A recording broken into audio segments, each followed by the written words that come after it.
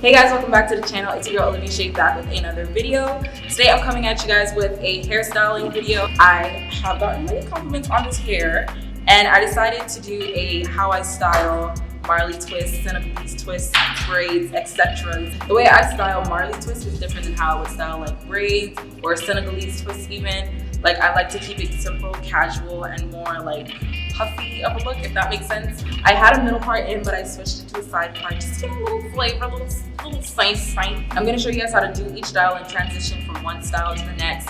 So I hope you guys find this useful and helpful. So if you wanna know how to style this hair, just keep on watching.